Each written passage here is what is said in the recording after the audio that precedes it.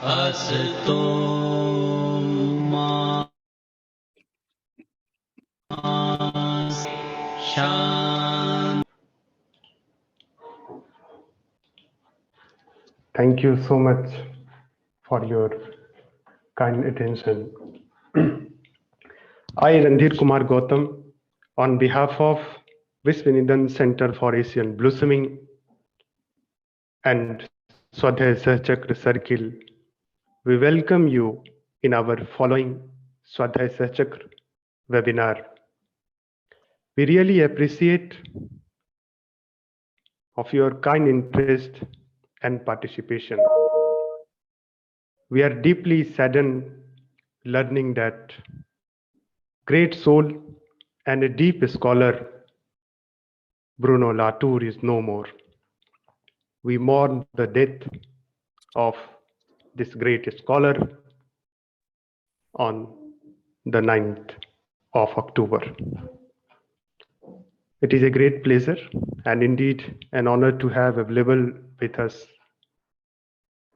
keynote speaker of today's session, Professor Hans Becker, retired professor from University of Gulf, Canada. We welcome a speaker of today's session, Professor Anant Kumar Giri, our mentor and honorary trustee of Vishwaneedam Center for Asian Blossoming.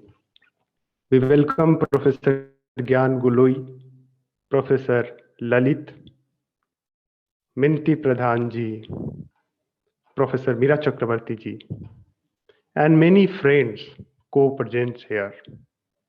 All the friends who join us on our Facebook platform, we welcome you to attend today's session.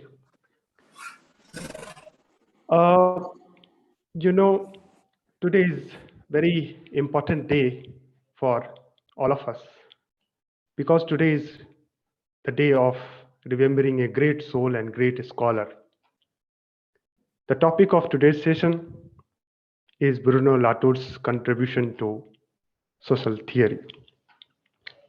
Before starting or inviting keynote speaker, let me give a kind of brief introduction to our Swadhyay Sahchakra, which is a co-learning circles of self and mutual study. It is an initiative of studying and learning self, culture, societies, and the world. Friends associated with this are eager to walk and mediate with new horizons of thinking and new movements of social and cultural change at work in our contemporary world. We study seekers such as Sri Aurobindo, Mahatma Gandhi, Chittaranjan Das, creative soul from Odisha, and many others from around the world. We also invite peoples from different walk of life, fields of life, to share their lives, vision, and sadhana for creating a world of beauty, dignity, and dialogue. Let me also give a kind of brief introduction to honorable speaker of today's session, Professor Hans Becker. He is a professor of sociology at University of Gulf. After retirement, he was the Centrally Knowledge Distinguished Professor of Public Policy for 1 year at Bruno University. His academic career involved applying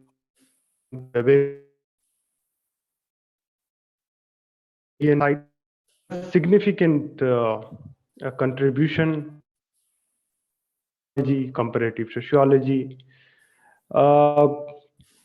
He has also worked on Gandhi, and that is the very thing which connects Professor Hans to India.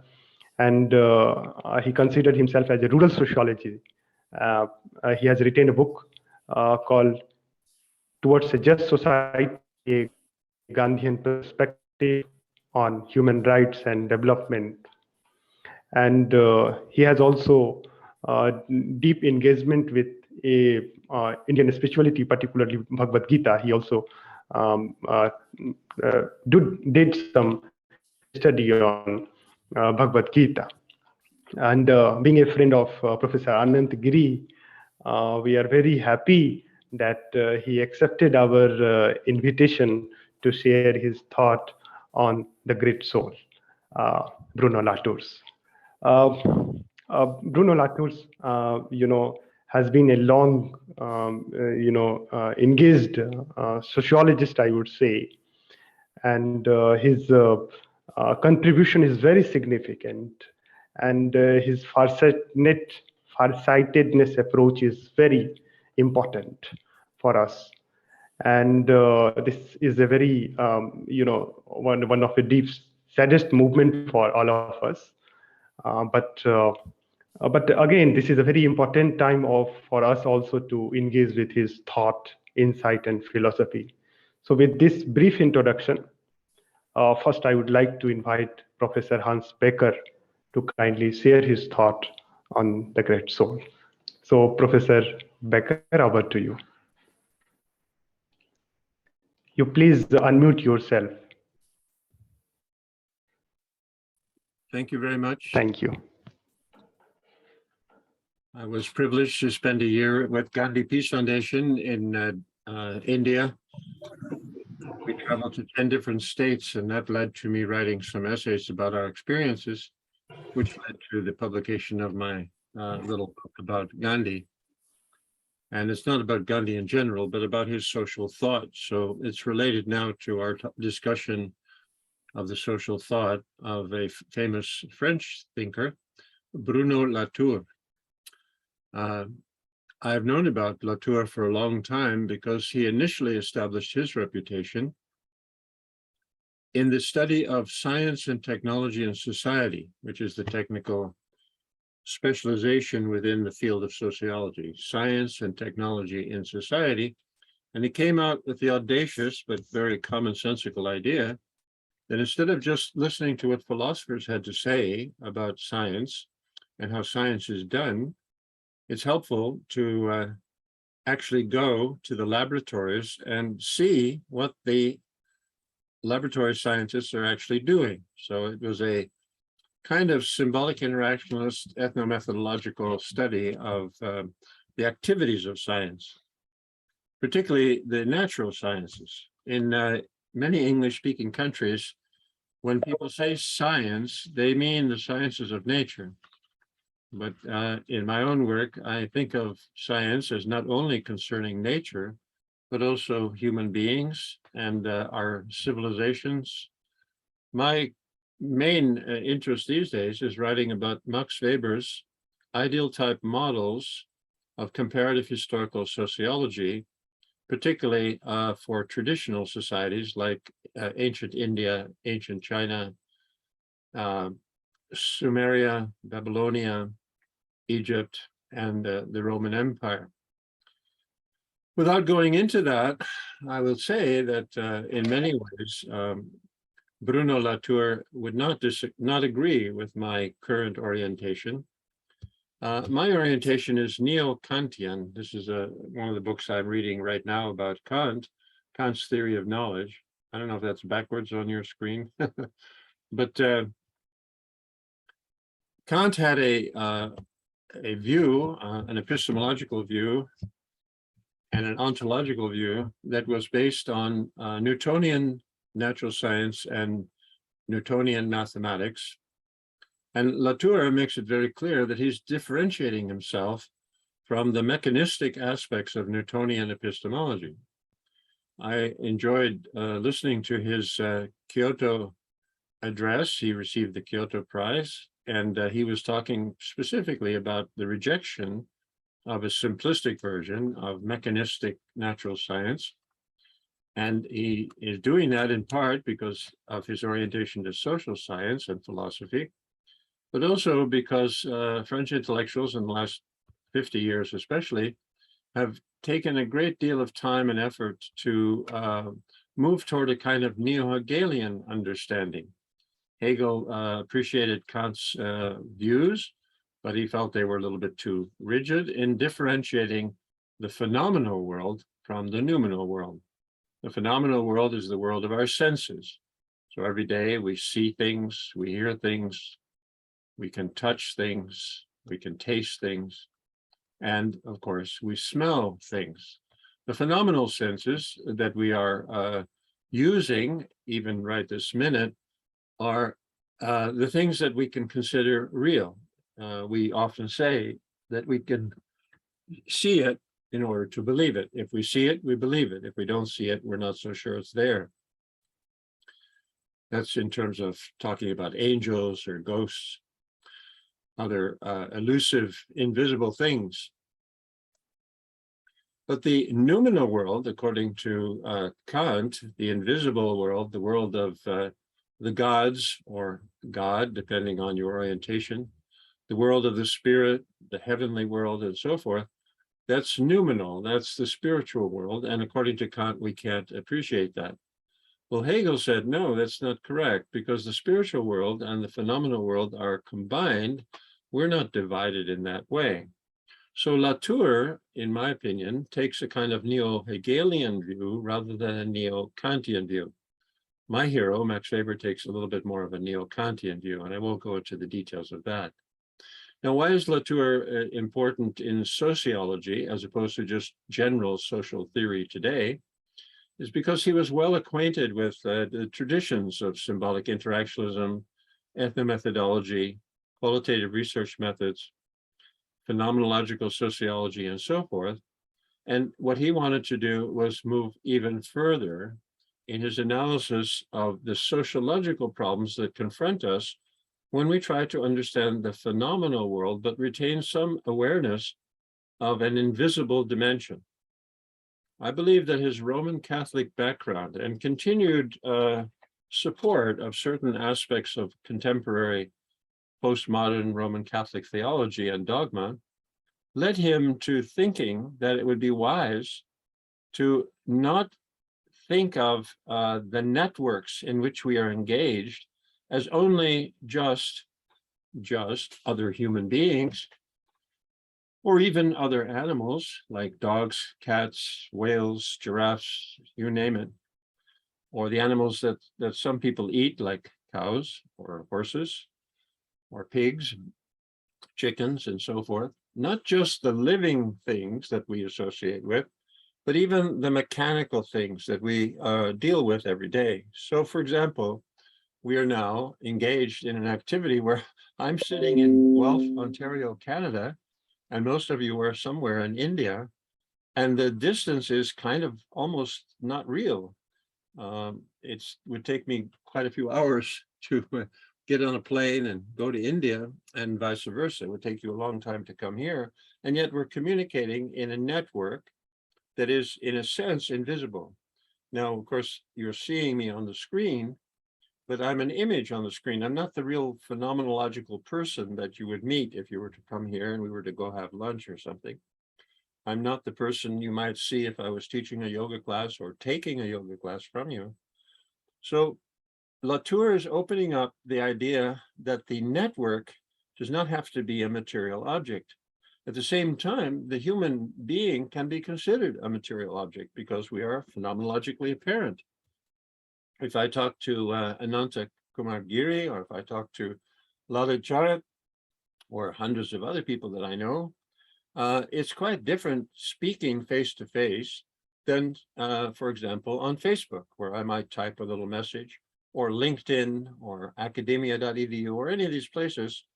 I'm not really dealing with the person in a face-to-face phenomenological or phenomenal reality. There's a kind of noumenality to it, an invisibility. Now, again, we're speaking somewhat philosophically about the concept of what is visible and what is not visible. I believe that contemporary natural science has argued that there are more than 2 trillion, that's a word used in North America, 2 trillion galaxies, and each galaxy has billions and billions of solar systems and other stars and moons and various kinds of satellites. So we're just a little speck on this little planet Earth in a solar system that is an obscure part of our own Milky Way galaxy, which is not even a very important galaxy compared to other galaxies. All of this leads us to the understanding that the invisible world of the macro cosmological reality and the invisible world of our micro reality, the biochemistry, the genetics, the DNA, and so forth, these invisible worlds are very real. So there's a great deal of appreciation for Latour opening us up to this idea that a strict Kantian division between the polarized opposites of the phenomenal world and the noumenal world is not necessarily the be-all and end-all. Now, when I say neo-Hegelian, there are many, many people who reject Hegel altogether because they have a stereotype view of Hegel. But in the last 30 years or so, there's been a rethinking of Hegel, particularly his first book, The Phenomenology of Spirit, the Phenomenology of Mind. The German word is Geist. So I will conclude this brief talk by saying that, in a sense, Latour's somewhat neo-Hegelian view of spirit or Geist is useful in understanding that networks don't have to be visible. The person I feel has most clearly enunciated this, aside from Latour's work, is Randall Collins. Now, Collins has been somewhat critical of the fine details of Latour's work, and it would be useful for anyone here to really look into that. But a beginning step would be to understand, what is a network? Is a network simply the people who we know? Is a network all the people who have had thoughts, who may now have been dead for hundreds of years, but whose thoughts still influence us? When we think of China today, there's a clear sense that Neo-Confucian thought is still important in the People's Republic of China, even though it's allegedly a communist country. When we think of India, although, of course, many people don't really follow Gandhian thought, still, if you mention Gandhi in India, there is going to be a strong reaction. When I was in India, I was shocked and surprised that so many people were so critical of Gandhi. They blame him for all kinds of things. We can discuss that later if you want. So not everyone would agree with my analysis here. I think the general thrust of what I'm saying is quite correct. Latour was not a Kantian or a neo-Kantian. He rejected mechanistic Newtonian Galilean thinking. He rejected the mechanistic thinking of neoclassical economics. And he tried to search for ways in which we can understand the actor within a network where the network itself may be invisible. I hope that is clear, and I, of course, welcome questions, and I would welcome, of course, comments on my books about Gandhi. I didn't actually, of course, write Gandhi and the Gita. I just simply edited the translation, and the Sarva Seva Sangh allowed me to have Gandhi's translation published in Canada with my comments about how it's a good translation. Well, I hope that is reasonably satisfactory. I know I'm just skimming the surface. Latour is a very complex thinker, and I think anyone who takes the effort to read his books in English translation or in French or many of the other languages into which he has been translated will benefit from reading him. That doesn't mean you have to agree with everything he said, but you will see that there is a resonance with spiritual thought and with the kinds of things that Ananta Kumar Giri has encouraged me to write about. Thank you very much. Ahimsa. Thank you so much, Professor Hans. And it was indeed a very insightful and thought-provoking session. And the kind of interpretation of Bruno's theory concerning to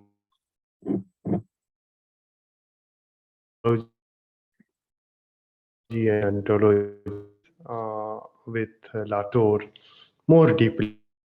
Now it's time to invite our first speaker of today's session, We had just a keynote speaker. Now, the first speaker of today's session, may I invite Professor Lalit to kindly share his thought. Lalit also is a social scientist from Canada. Yes.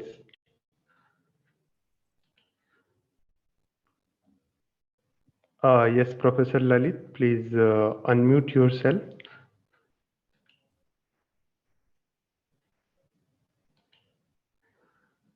Okay.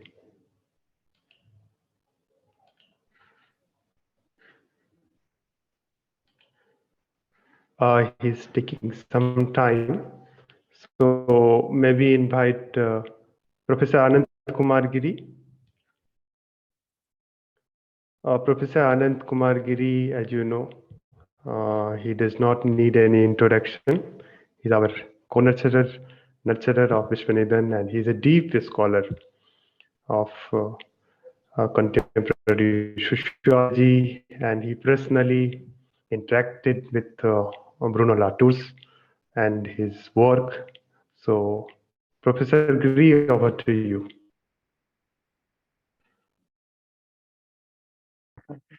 Your kind words are invitation for realization. And it's a joy to be with Professor Hans Becker. And I greet you from the wonderful, land of Nepal, where I just arrived this afternoon. And in a way, in a spirit of Latour, because Latour was trying for a kind of planetary conversation. He was starting from a European point of view. And I have come to Kathmandu to join a Humboldt meeting, and Alexander von Humboldt, the brother of Wilhelm von Humboldt, and the whole idea of education and learning with the world, the cosmos. So from this location, I am with you, greet you all. Professor Baker, Lalit, Professor Mira Chakrabarti, and Minati, Parshuram, and Arya Shilpa, and all friends. Now, as Professor Baker has already helped us, that Latour was a critic of the Newtonian model. And he was searching for an alternative epistemology. But the ontological dimension, also needs further elaboration. My conversation with Latour begins from this. In 2013, in January, in the House of World Culture in Berlin, there was a very important discussion on the Anthropocene. And as we know, along with the many important earlier contributions of Professor Latour, for example, his notion of science and his network theory, and also object relations theory. And Latour had challenged us to realize that society does not just consist of human beings and also other living beings, but also objects. And as Professor Becker was hinting at, the spiritual dimension of Latour, in fact, in helping us to realize object as co-constituting the social, that way, it is also cultivating a reverential attitude to object. And I remember the mother, who is the spiritual co-traveler of Sri Aurobindo, having once said that any object that we deal with, we must treat them with care and respect. So therefore, the spirituality of Latour, starting from his Catholic background, but it was hopefully not limited to that. So Latour was to present a paper in 2013 meeting on the Anthropocene, which brought scientists and historians like Dipesh Chakrabarti. We might note that as Bruno Latour was writing on the Gaia, facing the Gaia, his notion of each one of us as terrestrial being. And that is a very interesting turning around in sociological thinking. Because in sociology, our idea of society has been very state-centric. And we have not realized that society is really rooted in the art that we are born together with. So my journey with this has been that as terrestrial, we are born with our mother earth, which is a planet. And therefore, our journey of being with the earth is a journey of being with and belonging to the earth. And we are part of a unfolding process of planetary realization. So in the Berlin meeting, Professor Latour had not come. He had sent one of his research assistants. And the question I had posed him that, yes, very interesting, but it seems an epistemic critique of the contemporary. But what is the ontological dimension? And his research assistant commented that immediately I cannot answer. I would have to relate it to Professor Latour. And as it happened, I was able to come to Paris from Germany. And then I came to meet with Professor Latour. And I do not know whether Professor Baker has met with Professor Latour. Such a generous human being, and a generous human being with such a beautiful sense of humor. So when I came to his office, he invited me for a cup of tea. And the first thing he asked, whether you have come to meet me or my research assistant, the beautiful young lady. And then the conversation started. And he said that the contemporary postmodern critique of modernity, for example, how he was not totally at ease with that. And he was also saying that Europe today, it is his word was, it is fashionable for self-flogging, that we always feel guilty that European society has been entangled with colonialism and so on and so forth. And what he was pointing to, that with the difficult history and violent history of colonialism, only self-blaming is not the way that Europeans need to engage with the world. And at the same time, of course, the question would be that what is Latour's critique of colonialism? And in terms of European thinking and the future of the world, the Goya politics that Latour is talking about, that also needs to have a critique of colonialism, not in a genealogical sense, that violence that colonialism has done in the past, but colonialism as a living presence of destruction. So like most of the European thinkers, whether it is Jürgen Habermas or others, so of course that critique is not there. Though Habermas talks about the colonization of the life world, but Habermas' critique of the colonization of the life world does not involve a foundational critique of colonialism as a historical process of destruction, which continues to live on. So Latour was pointing to that how Europeans must not just in the name of either postmodernism or post-colonialism, it is not just enough for self-flogging. That is granted. But at the same time, the responsibility of European thinkers for a radical self-critique. Now, Professor Baker was pointing to Latour's unease with Newtonian paradigm. But what would be possible kind of dialogue? And for example, Latour was a visiting professor at Delhi School of Economics in the Department of Sociology. In fact, one sociology professor there who was nurturing a European project, he had invited him. Now, from the same Department of Sociology, we have a very deep thinker, JPS Uberoi, who has written a book in 1978 called Science and Culture. And in that work, Uberoi is exploring the limits of positivism. And in sociology, engaging with Auguste Comte, Saint-Simon, but ultimately bringing it to the limits of the Newtonian paradigm. At the same time, what Uberoi is exploring in this 1978 work is engaging with semiology as symbol, and then the part and whole relationship, the symbolic, and he is really engaging with the deep contribution of Goethe.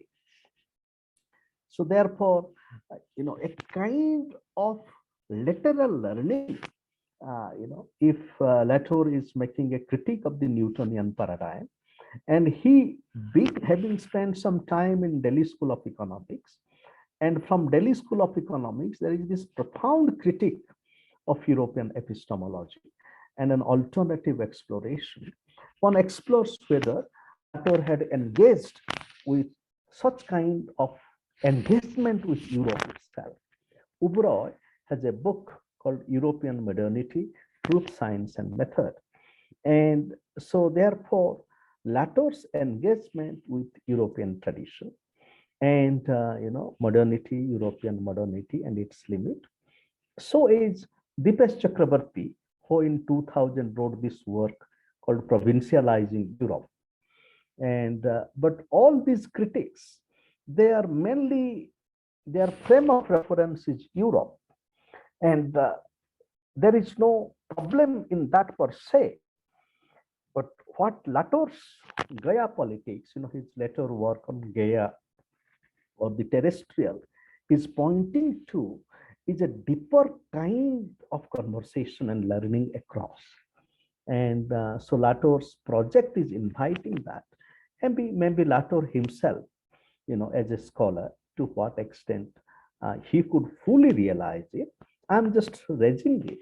I'm just bringing this dimension as a challenge for each one of us, because each one of us, as Latour is born in France, and Professor Baker is born in the USA. I am born in a village in Odisha. So wherever we are, as we begin our modalities of theorizing, there is a responsibility of learning across.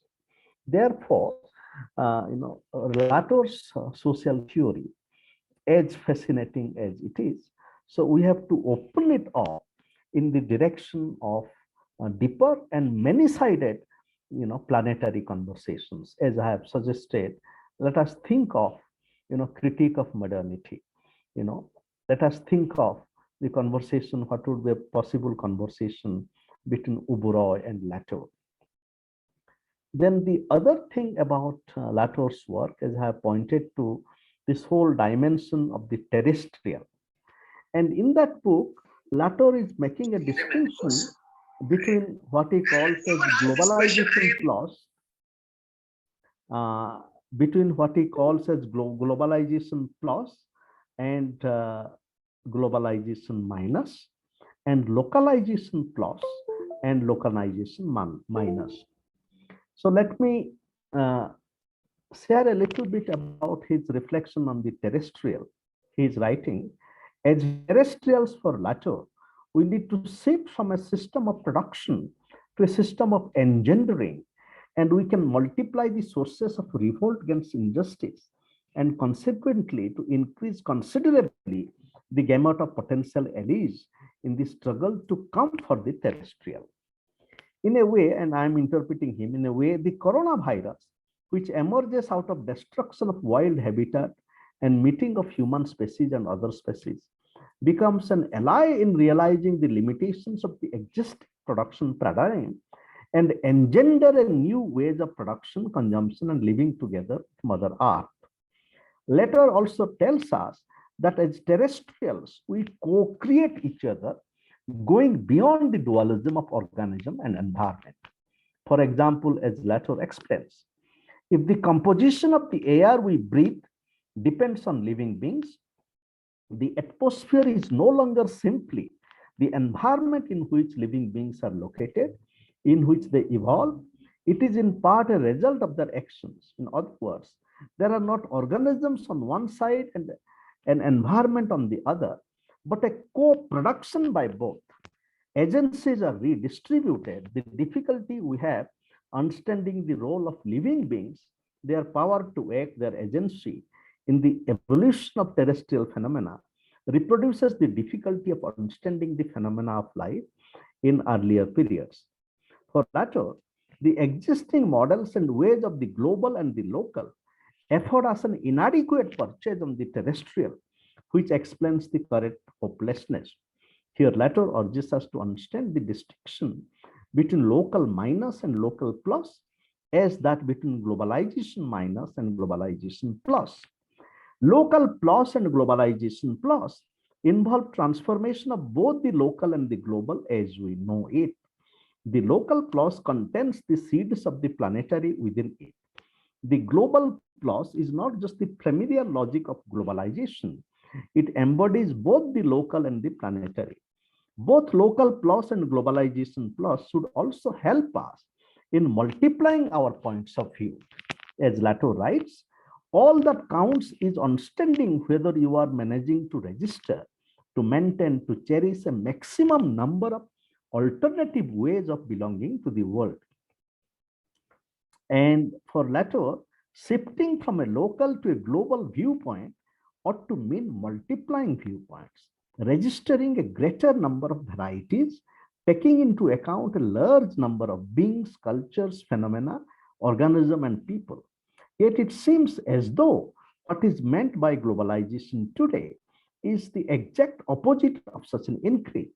The term is used to mean that a single vision, entirely provincial, proposed by a few individuals, representing a very small number of interests, limited to a few measuring instruments, to a few standards and protocols, has been imposed on everyone and spread everywhere. It is hardly surprising that we do not know whether to embrace globalization or, on the contrary, struggle against it. It is a matter of multiplying viewpoints so as to complicate all provincial or closed views with the new variants. It is a fight that deserves to be fought. It is a matter of decreasing the number of alternatives regarding the existence and the course of the world. The value of goods and the definitions of the globe, it is clear that we have to resist such simplifications with all our mights. In the end, how I want to suggest that Latour's work also has been engaged by Dipesh Chakrabarty, who also explores the similar kinds of challenges before us in his book, on the climate of history in our planetary age. And in the postscript to his book, for example, Dipesh Chakrabarty discusses Latour. There is a dialogue between Dipesh Chakrabarty and Latour. And Chakrabarty urges us to realize the need for developing planetary forms of governance in which we would have to learn how to govern, taking the conditions and well-being of all species and not only human, a perspective also emphasized by Donna Haraway. So coming back to Latour then, another thought that I wanted to bring here, that we know that in science, especially what is called as the culture war, there has been a deep culture war, especially in the USA, between what is called as the evolutionists and the creationists. And I remember Latour presented a very important lecture, I think Huxley Memorial Lecture, that was published in Maine, the Journal of Royal Anthropological Institute, in which Latour takes a very deeper, nuanced view. And you remember when I was elaborating Latour's challenge to realize that how the organism and environment are co-creating each other. So building on that, Latour said that this distinction between evolutionism and creationism, though when it is taken to an extreme, but the way to move about would be that we are all creationists in the sense that the whole act of co-creation in the universe, in the evolution, therefore creation, it is in that sense of co-creativity, is part of our evolutionary journey. So therefore Latour has helped us in understanding his notion on the plurality of the world and his critique of science. And I remember his book, The Laboratory Life. And all this, it really challenges us to realize that how science is a social activity, and it is also based on agreement. And but the kind of the monopoly of truth that science claims, that we also need to always not be deluded by the monopoly of truth that science claims. And that is something very interesting, because from India also, as I have mentioned, the critical engagement with science from JPS Uberoi, but also Ashish Nandi. Nandi has been an important critic of science. I just met him, Ashish Nandi, day before yesterday in India International Center. So therefore, opening up science to further exploration. And for example, the phenomena and the noumena. Science, is it only belonging to the phenomenon world? Or what is the relationship between science in the phenomenon world and the science in the noumenon world? As Professor Becker has already worked on Gandhi, we can remember the deep work of Vinoba Bhave called Vigyan or Atmagyan, science and self-knowledge. So therefore, this is the kind of direction in which science is moving, whether it is biology or it is quantum physics, the kind of the mutual implication of subject and object, pointing to a kind of challenge of non-duality. And in a way, we can read, how do we read Bruno Latour? Because with our multiple, as he is talking about, he's talking about multiplying our points of view. But how do we multiply our points of view? So what is the sociology of it? What is the anthropology of it? So I would suggest that as we move across the world, therefore, as Professor Becker has written that he has met Vinoba Bhave, that what Vinoba Bhave was doing, he was walking all across India. Probably he is the one, he has also walked to Bangladesh, at that time. So the kind of the Vinoba Bhave, so if we walk across the multiple terrains, experience different life worlds, and that way we multiply our point of view. And this multiplication, there is a difference between multiplication and alchemical transformation. Because when we multiply, most of the time, like say 1 into 5, okay, it becomes 5. Now 1 into 5 becomes 5. There is not necessarily a transmutation of the logic of 5. Therefore, multiplying point of view, let it not be thought about just in a literal additional sense, that I am born in India, I come to Europe, so I have a little European point of view. But how our multiplication, I have a poem about it. The line is that multiply, Lord Jesus Christ, he multiplied, the fish, one fish, that the logic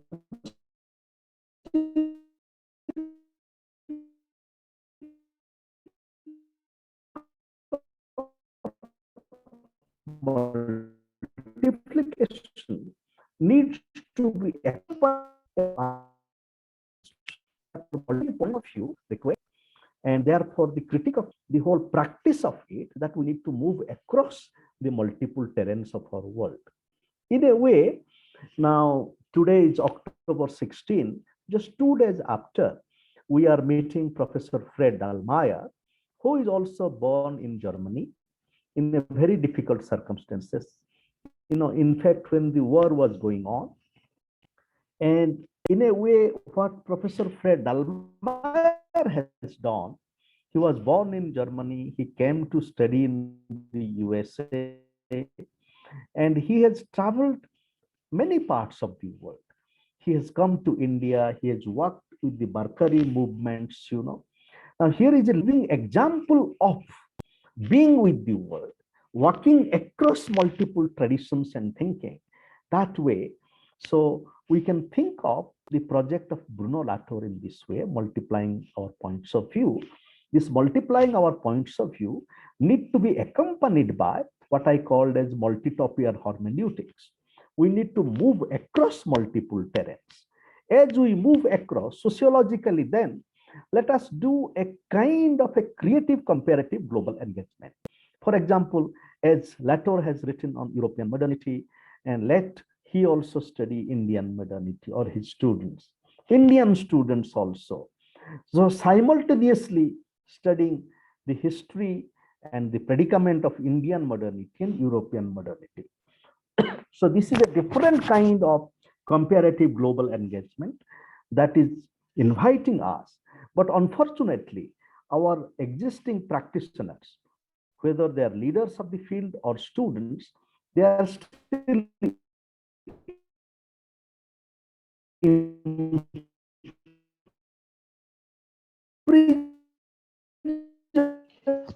Uh, what Ulrich Beck told about cosmopolitan in India, and he asked me, "Is there a cosmopolitan tradition in India?" And when I said that yes, and then with so much of humor, he said that the whole beauty of being a cosmopolitan is to realize that what you do not know, the Socratic moment. So, dear friends, uh, then we salute. I'm concluding. So we salute the deep work of Bruno Latour, and join him in deepening the kind of the project he was working at, lines of critique, creativity, and transformations. Thank you so much, Professor Anantagiri, as always, very deep in deliberations, and really very it is important to understand towards a kind of paradigm, because I can remember one of his quotations when it is in London School of Economics, where he says, philosophy is not in the business of explaining anything. Actually, occasions explain what happened, not philosophy.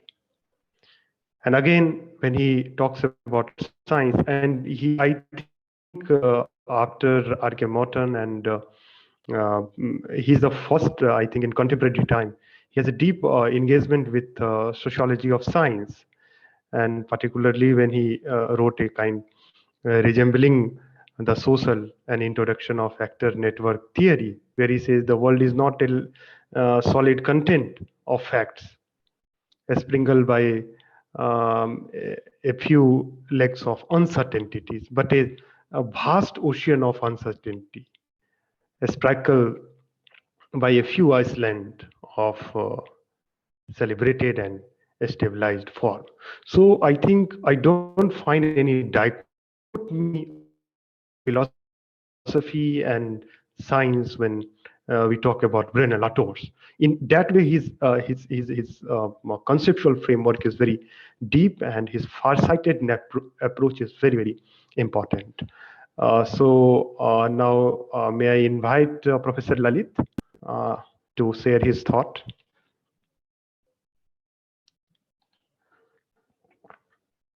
Okay, Professor Lalit is taking some time.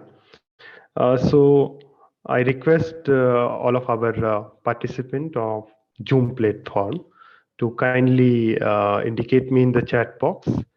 And I can see some question on Facebook platform also that will be asked at the end of the session. So first I would like to invite Professor Meera Chakrabarti madam to kindly share some of her thought or question. Yes.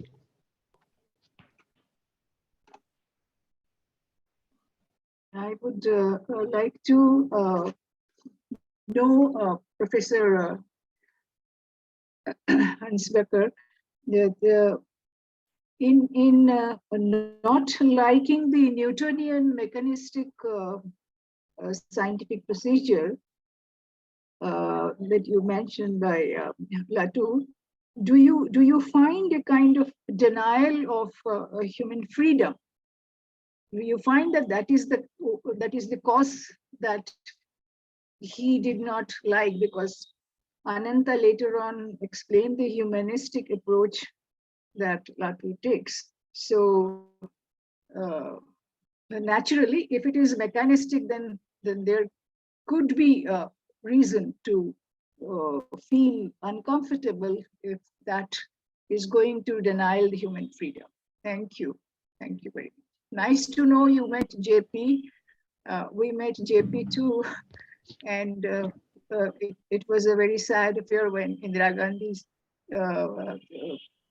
the way JP was treated. He was with this dialysis was going on, and he was in a very much pain with that. So anyway, nice to see you. Thank you. I request Professor Hans to kindly note down these questions, and I Yes. will invite you, sir, at the end. So please, yes, Professor Gyan Gului. Thank you very much. I have some problems, unfortunately, with the connection. I see that the connection collapsed. I hope I have not lost so much of the intervention. Everything was very interesting, very brilliant.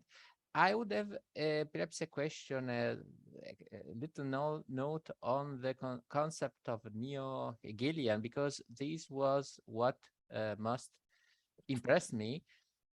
I think that it is very appropriate to use the concept since, among other things, if I am not mistaken, Latour took back, so to speak, a central concept of the Hegelian theory on the basis of which there is no given nature, so nature which is neutral to the culture, that is the opposition nature on the one hand and culture on the other hand, and the presumption that the science can isolate nature independently of the influences of culture is an idea which very many times come across in Hegel.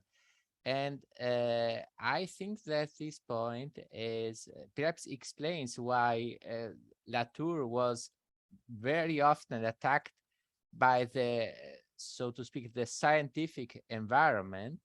If I am not mistaken, there was this polemic with Azov, with Professor Azov, if I have the name correctly in the memory, because Latour denied the concept that we can have science and nature on the one hand, neutrality of science, independence of science of the cultural component, cultural epoch, cultural age of a society.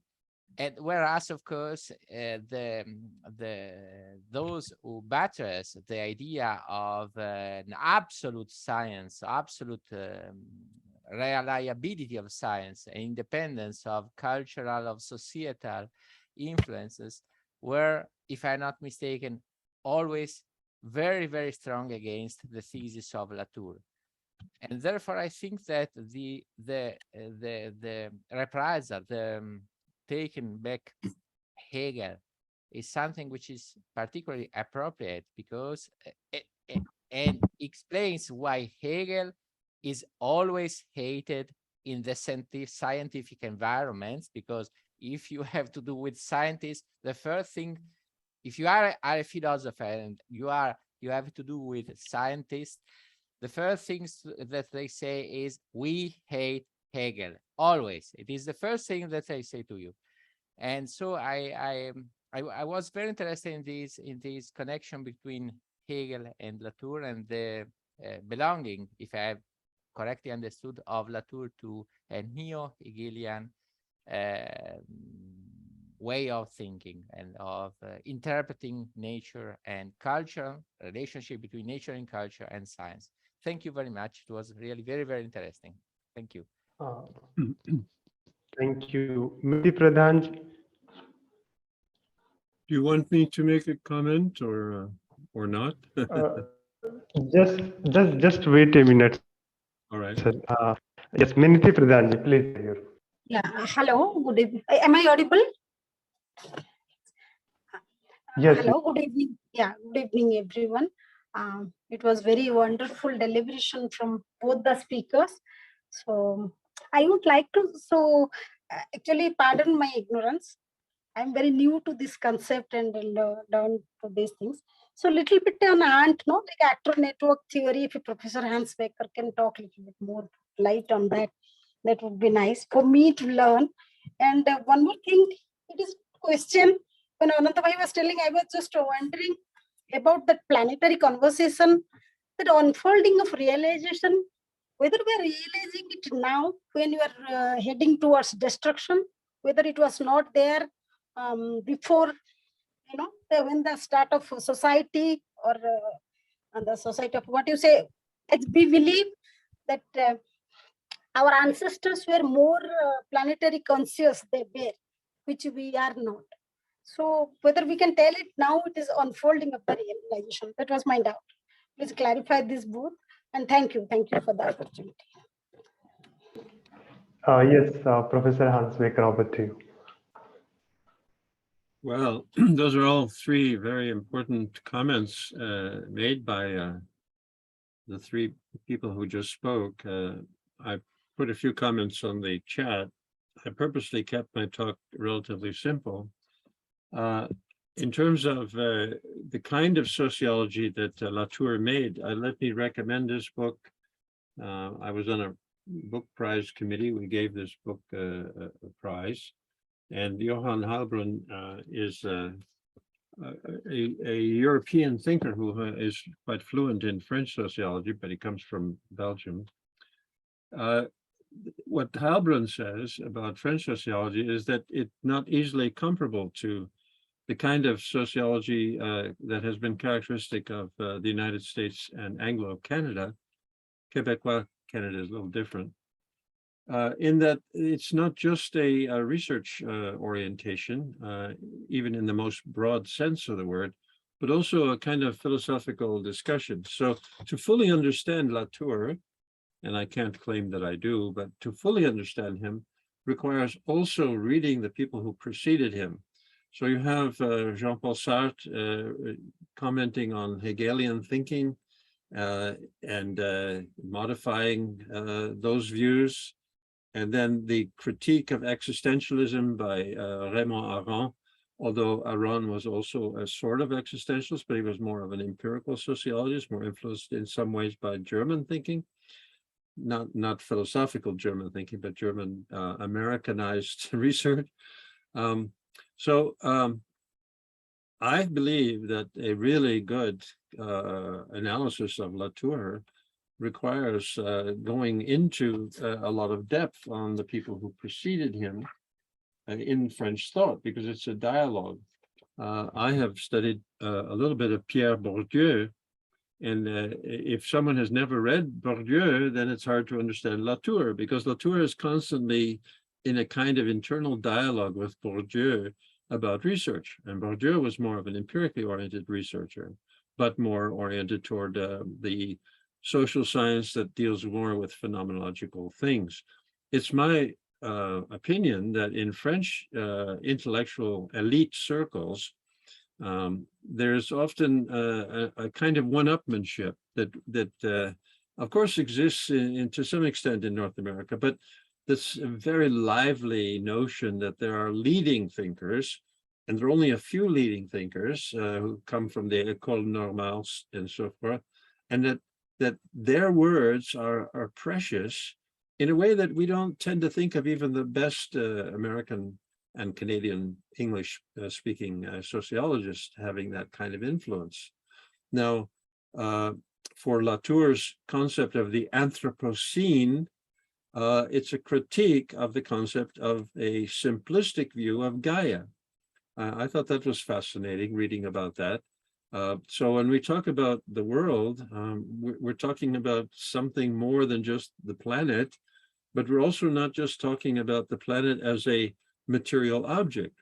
And so the whole discussion about what Gaia is something that has to come into all of this. And if we're going to take everything that my colleague and friend Ananta Giri was mentioning, I don't know. I appreciate the comments. I think Gianluigi Segal was quite right, but I think we have to be careful not to only look at what I call reified polarized binaries. So it's rarely true that something is one thing or another and that there's nothing in between. I believe in continua. I tend to believe that many of our concepts need to be refined to understand all the gradations along a continuum. And yet in philosophical discourse, there's often an argument between people who uphold one reified concept and those who hold another reified concept. Many of my sociological friends are quite unhappy with my interest in philosophy because they feel that that takes me away from sociology. So in a sense, although I'm not a French thinker, I was influenced by French thought when I was a student in Leiden University in the Netherlands. Sorry, I went on a little too long.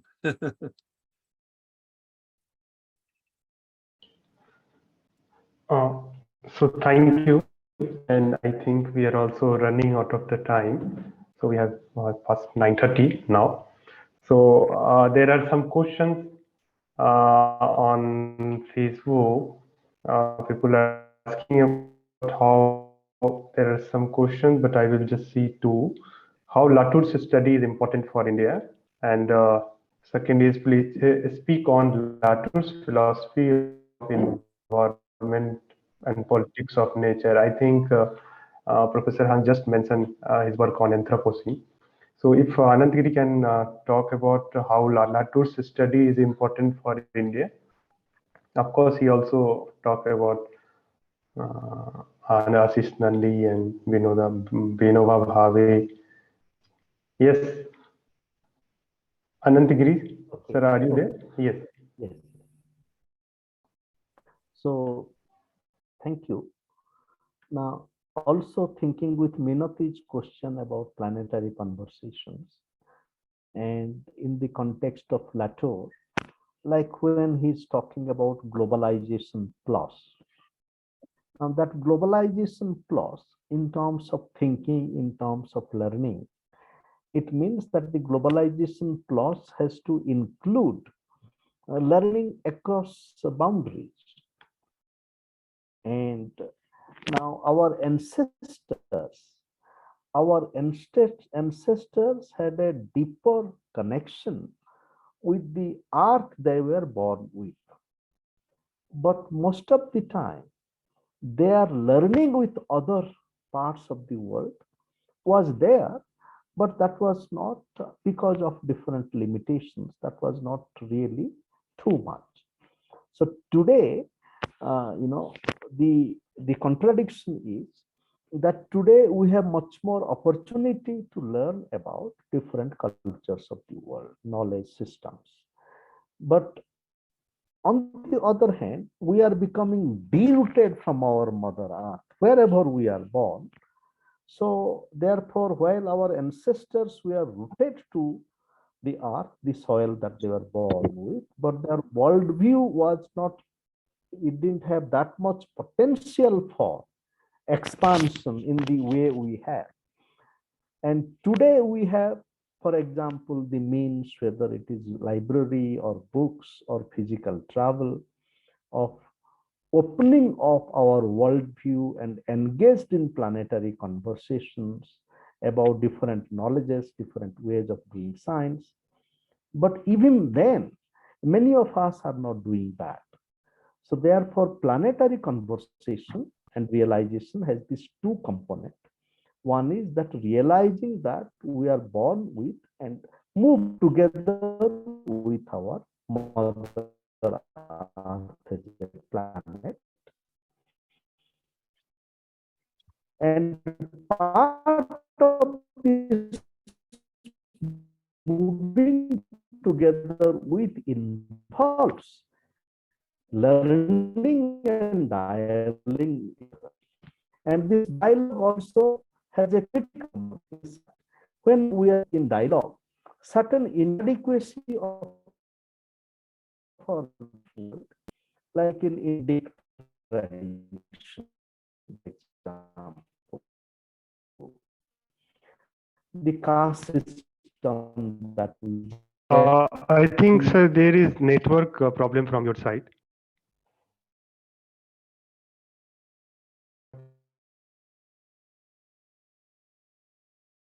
So I think that planetary conversation has this component. And about Latour and India, yes, Latour studies is very important. And what is also helpful is that if we can, write about Latour in our mother languages also, translate some of his works, or at least in Hindi, or so that way there is the possibility of having a much more widespread reflection on his work. so. Thank you so much, Ananta Bhai, as always. So, Prof. Miniti Pradhanji, so it's time to offer vote of thanks. So may I request Miniti Pradhanji, co-nurturer of Hi. Vishwaneedam? Yes, please. Thank you, Randir. Hope I'm audible. Hello. Yes, you are audible. Yeah. I, Minati Pradhan, on behalf of Swadhyaya Sahachakra and Vishwaneedam Center for Asian Blossoming, would like to thank our keynote speaker, Professor Hans Becker, for his very deep and insightful presentation. Thank you, sir, for enlightening us different aspects of Bruno's life and his philosophy and his work. Thank you so much. I thank today's speaker and our mentor, Professor Anant Kumar Giri, for his, as always, deep and insightful presentation. As always, from both the presentation, I especially learned so many things. Hope that other participants would have learned so many things. So thank you, Anant Bhai. I thank Professor Meena Chakravarti ma'am for being present with us and putting her very insightful observations and questions, which takes us a little deeper to understand that subject more. Thank you, ma'am. Thank you so much. I thank Professor Ganluigi ji always for being our co-traveler and being present and putting his insightful thoughts. So we are always grateful to him. So thank you, Professor Ganluigi. I thank all the Facebook participants and the Zoom platform participants for being co-present with us and learning with us. And at the last, not the least, I thank our today's moderator and our convener, Professor Randir Kumar Gautam, as always, planning and executing all the webinars so well and hosting the things so well. And pardon me if I have forgotten anybody's name. And it was nice learning with everyone. Thank you all. And good night. Thank you so much. Thank you so much, Professor Hans Becker. Thank you so much.